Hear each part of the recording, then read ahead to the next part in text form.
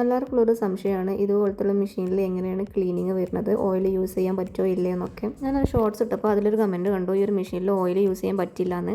അത് ശരിക്കും ഇത് ഓയിൽ യൂസ് ചെയ്യാൻ പറ്റില്ല, പക്ഷെ അത് എവിടെയൊക്കെയൊന്നുണ്ട്, അത് ഞാൻ പറഞ്ഞു തരാം. ഇത് ഞാൻ എൻ്റെ മെഷീൻ വാങ്ങിയ സ്ഥലത്തുള്ള ആൾക്കാരോട് ചോദിച്ചിട്ടാണ് ഞാൻ ഈ ഒരു വീഡിയോ ചെയ്യുന്നത്. അപ്പോൾ ആദ്യം തന്നെ നമ്മൾ ഇതിൽ നൂലും കാര്യങ്ങളൊക്കെ മാറ്റിയിട്ട് വെക്കുന്നുണ്ട് ഓയിൽ ചെയ്യാൻ വേണ്ടിയിട്ട്. ഈ ഒരു താഴെ വരുന്ന ഈ ഒരു ഭാഗത്ത് മാത്രമാണ് നമ്മൾ ഓയിൽ ചെയ്യുന്നുള്ളൂ. എന്താണെന്ന് വെച്ചിട്ടുണ്ടെങ്കിൽ നമ്മൾ ഈ മുകൾ ഭാഗത്ത് വരുന്നത് ജെൽ സർവീസാണ് വരുന്നത്. ഗ്രീസ് ടൈപ്പ് ഉണ്ടാവില്ലേ, അങ്ങനത്തെ സർവീസാണ് മുകളിൽ വരുന്നത്. അതുകൊണ്ട് അവിടെ ഓയിൽ യൂസ് ചെയ്യാൻ പാടില്ല. നമ്മൾ ഈ താഴത്തെ ഈ ഭാഗത്ത് മാത്രമാണ് ഓയിൽ യൂസ് ചെയ്യുക. ഞാൻ ഈ ഒരു ഓയിലാണ് എടുത്തിട്ടുണ്ടായിരുന്നത്. അത് എനിക്ക് അവിടുന്ന് ഞാൻ മെഷീൻ വാങ്ങിയപ്പോൾ തന്നെ കിട്ടിയിട്ടുണ്ടായിരുന്നതാണ്. ഫസ്റ്റ് ഈ ഒരു ഭാഗത്തായിട്ട് നമ്മൾ നന്നായിട്ട് ഓയിൽ ഒഴിച്ചു കൊടുക്കുന്നുണ്ട്. എന്നിട്ട് നമ്മൾ ജസ്റ്റ് ഒന്ന് തയ്ച്ചു കൊടുക്കുന്ന പോലെ ചെയ്യുന്നുണ്ട്. നമ്മൾ ഈ ഒഴിച്ച ഓയിൽ എല്ലായിടത്തും എത്താൻ വേണ്ടിയിട്ടാണ്. ഇങ്ങനെ ചെയ്തിട്ടുണ്ടെന്നുണ്ടെങ്കിൽ നമുക്ക് ഓയിൽ എല്ലായിടത്തും സ്പ്രെഡായിട്ട് കിട്ടും. അതിനാണ് ഇപ്പോൾ ഇങ്ങനെ ചെയ്യുന്നത് കേട്ടോ. ഇനി നമുക്ക് മെഷീൻ ഒന്ന് ഇതുപോലെ വെക്കാം കേട്ടോ. അതാകുമ്പോൾ നമുക്ക് ഓയിൽ യൂസ് ചെയ്യാൻ എളുപ്പമായിരിക്കും. അത്യാവശ്യത്തിന് പൊടിയും കാര്യങ്ങളൊക്കെ എൻ്റെ മെഷീനിൽ വന്നിട്ടുണ്ട്. ഈ 2 ക്ലിപ്പ് ജസ്റ്റ് ഇതേപോലെ ഒന്നാക്കി കൊടുത്തിട്ടുണ്ടെങ്കിൽ നമുക്ക് ഈ ഒരു ഉള്ളിലുള്ള ഈ ഒരു സാധനം ഊരാൻ വേണ്ടി കിട്ടും. ഫസ്റ്റ് ആദ്യം നമ്മൾ മുകളിലുള്ള റൗണ്ട് സാധനം എടുക്കണം, പിന്നെ ഈ ഒരു ഭാഗം എടുക്കുക കേട്ടോ. ഇതിൻ്റെ ഈ ഉള്ളിലൊക്കെ അത്യാവശ്യം പൊടി ഇരിക്കുന്നുണ്ട്, അതൊക്കെ നമുക്ക് ഇനി തുടച്ചെടുക്കാം. ആദ്യം നമുക്ക് ഇതിൻ്റെ ഉള്ളിലൊന്ന് ഓയിൽ ചെയ്ത് കൊടുക്കണം. അതിനു വേണ്ടി ആദ്യം ഞാനൊന്ന് തയ്ച്ച് നോക്കുന്നുണ്ട്. അതാകുമ്പോൾ നമുക്ക് എവിടേക്ക് ഓയിൽ കൊടുക്കേണ്ടതെന്നുള്ളൊരു ഐഡിയ കിട്ടും. നമുക്ക് ഈ ഒരു ഭാഗം എവിടേക്ക് മൂവ് ആവുന്നുണ്ടോ അവിടെയൊക്കെ നമുക്ക് ഓയിൽ കൊടുക്കാം. ഓയിൽ കൊടുത്തതിന് ശേഷം ഞാൻ അതേപോലെ ഇങ്ങനെ തയ്ക്കുന്നുണ്ട് ഇടയ്ക്കിടയ്ക്ക്. അതാകുമ്പോൾ നമുക്ക് എല്ലായിടത്തും സ്പ്രെഡായി കിട്ടും കേട്ടോ ഓയിൽ.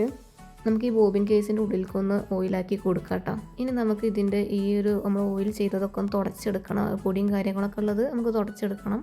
അതിന് വേണ്ടിയിട്ട് ഞാൻ ഇവിടെ ഒരു ബ്രഷാണ് എടുത്തിട്ടുള്ളത്. നിങ്ങൾക്ക് പെയിൻറ്റിങ്ങിൻ്റെ ബ്രഷൊക്കെ യൂസ് ചെയ്യാം, അതാവും കുറച്ചും കൂടി സിമ്പിളായിട്ടുണ്ടാവുക. ഇതിൻ്റെ ഈ ഒരു ഭാഗത്തായിട്ട് നന്നായിട്ട് പൊടിയിരിക്കുന്ന ഒരു സ്ഥലമാണ് കേട്ടോ. അപ്പോൾ അവിടെയൊക്കെ നന്നായിട്ട് ഓയിൽ കൊടുക്കാൻ വേണ്ടി നോക്കുക. ഇതേപോലെ അങ്ങനെ കട്ടക്കട്ടായിട്ട് അഴുക്ക് അതിൻ്റെ ഉള്ളിൽ ഇരിക്കുന്നുണ്ടാവും. ബ്രഷ് കൊണ്ട് നമുക്ക് അഴുക്കൊക്കെ ഇളക്കി എടുത്തതിന് ശേഷം നന്നായിട്ടൊന്ന് തുടച്ച് കൊടുക്കാം. നമ്മൾ ഈ ടൈപ്പ് മെഷീനിലൊക്കെ ഈ ഷട്ടിൽ ഭാഗത്ത് മാത്രമാണ് കേട്ടോ നമ്മൾ ഓയിൽ കൊടുക്കാറ്. പറഞ്ഞ പോലെ തന്നെ മുകൾ ഭാഗത്തൊക്കെ ജെൽ സർവീസ് ആണ് വരാറ് ഇങ്ങനത്തെ മെഷീനിലൊക്കെ. ഇത് ഞാൻ മെഷീനെ പറ്റി അറിയാവുന്ന മെഷീൻ്റെ ഷോപ്പിലുള്ള ഒരാളോട് ചോദിച്ചിട്ടാണ് കേട്ടോ ഞാൻ ഇങ്ങനത്തെ ഒരു വീഡിയോ ചെയ്യുന്നത്. അവർ പറഞ്ഞിട്ടുണ്ടായിരുന്നത് മുകൾ ഭാഗത്ത് ഓയിൽ കൊടുത്തിട്ടുണ്ടെന്നുണ്ടെങ്കിൽ മെഷീൻ ചീത്താവാൻ ചാൻസ് ഉണ്ടെന്നാണ്. അപ്പോൾ താഴത്ത് ഓയിൽ കൊടുത്തിട്ടില്ല എന്നുണ്ടെങ്കിൽ മെഷീൻ ചീത്താവാൻ ചാൻസ് ഉണ്ടെന്നാണ് പറഞ്ഞത്. ഇനി നമ്മൾ നേരത്തെ ഊരിയെടുത്തിട്ടുള്ള ഈ 2 ഭാഗം നമുക്ക് നന്നായിട്ട് തുടച്ചെടുക്കുക. അതിൻ്റെ ഉള്ളിലൊക്കെ നന്നായിട്ട് പൊടിയിരിക്കുന്ന സ്ഥലമാണ്. അപ്പോൾ അത് നമ്മൾ തുടച്ചെടുത്തിട്ട് നമുക്ക് കിട്ടിയ സ്ഥലത്ത് തന്നെ വെക്കാം. അത് നമ്മൾ വെക്കുന്നതിന് മുന്നേ നമ്മൾ ആ വെക്കുന്ന ഭാഗമൊക്കെ ഒന്നും കൂടെ ഒന്ന് തുടച്ചെടുക്കുന്നുണ്ട്.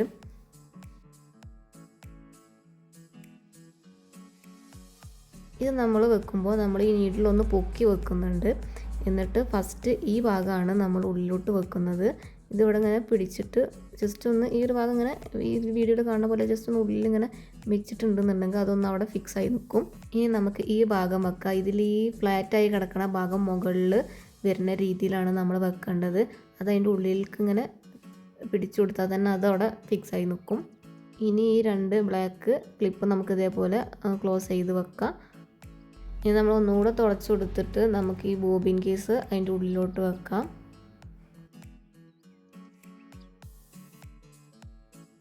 അതും വെക്കുന്നതിൻ്റെ മുന്നേ നമ്മളൊന്ന് തുടക്കുന്നുണ്ട്. ഞാൻ എനിക്കറിഞ്ഞ കാര്യങ്ങൾ നിങ്ങളോടും കൂടെ പറയാമെന്ന് കരുതിയിട്ടാണ് ഇതേപോലെ ഒരു വീഡിയോ ചെയ്യുന്നത്. ഞാനൊരു മെഷീൻ വാങ്ങിയിട്ട് കുറച്ചായി. ഞാൻ വാങ്ങിയത് മുതൽ ഞാൻ ഇങ്ങനെയാണ് ഓയിൽ ചെയ്യാറ്.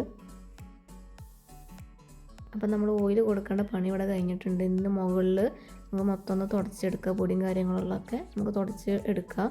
നമ്മൾ മെഷീൻ എപ്പോഴും സ്റ്റിച്ച് ചെയ്യുന്ന ആൾക്കാരാണെന്നുണ്ടെങ്കിൽ മെഷീനിൽ എപ്പോഴെങ്കിലും അല്ല 2 ദിവസം കൂടുമ്പോഴെങ്കിലും നമ്മൾ ഓയിൽ ചെയ്യാൻ വേണ്ടി നോക്കണം. നമ്മൾ ഓയിൽ ചെയ്യണതിന് മുന്നേ ഓയിൽ ചെയ്തതിന് ശേഷം നമുക്ക് സ്റ്റിച്ചിങ്ങിൽ നല്ല ഡിഫറൻസ് ഉണ്ടാവും.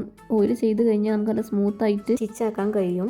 നമ്മൾ ഫുള്ള് ഓയിൽ ചെയ്ത് ക്ലീൻ ആക്കിയതിന് ശേഷം ഇതേപോലെ ഒന്ന് വെറുതെ ഒന്ന് അടിച്ചു കൊടുക്കുന്നുണ്ട്. നമ്മൾ ഈ നീഡിലോ താഴൊക്കെ ആയിട്ട് ഓയിൽ ഇരിക്കുന്നുണ്ടെങ്കിൽ അത് ഈ ക്ലോത്തിലാവാൻ വേണ്ടിയിട്ടാണ്. മറ്റേത് നമ്മൾ സ്റ്റിച്ച് ചെയ്യുമ്പോൾ അതിലൊക്കെ ആവാൻ ചാൻസ് ഉണ്ട്.